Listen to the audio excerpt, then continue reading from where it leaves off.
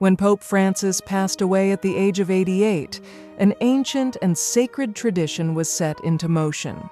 The first to be notified is the Camerlengo, the official responsible for overseeing the transition. Following centuries-old custom, the Camerlengo approaches the Pope's body and calls his name 3 times. If there is no response, the Pope is declared deceased. Next, the cardinals are informed, and the Pope's private residence is officially sealed. A significant part of this ritual involves breaking the Pope's ring, a symbol of his authority. This act not only marks the end of his papacy, but also prevents any future misuse.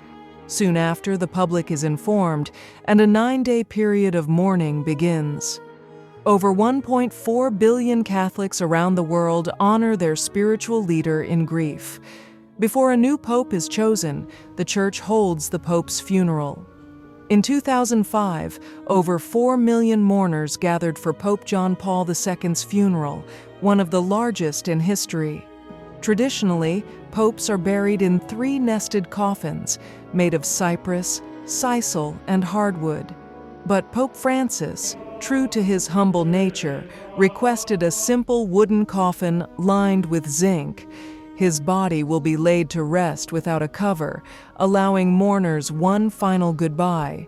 Uniquely, Pope Francis will be the first pope in over a century to be buried outside the Vatican, at the Basilica of St. Mary Major in Rome. His predecessor, Pope Benedict XVI, who resigned due to old age, was buried at St. Peter's Basilica, the resting place of over 90 popes. The process of choosing a new pope, known as a conclave, begins 2 to 3 weeks after the pope's death. Held in strict secrecy inside the Sistine Chapel, the cardinals are cut off from the outside world. No phones, media, or personal contact allowed. Each cardinal writes the name of his chosen candidate on a ballot. This process continues until someone secures a 2/3 majority. But these elections aren't always swift. The longest papal election in history lasted nearly 3 years, from 1268 to 1271, marked by intense political deadlock. In theory, any baptized Catholic man can be elected pope, but in reality, it's unlikely without recognition among the cardinals.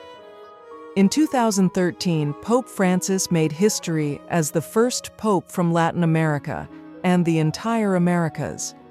However, historically, Italy has dominated, with 217 of 266 popes being Italian. So how does the world know when a new pope is chosen? A chimney on the Sistine Chapel releases smoke, black for no decision, white for a new pope. Then a cardinal steps onto the balcony and declares in Latin, "Habemus Papam," we have a pope. Within moments, the new pope appears, announcing his papal name to the world.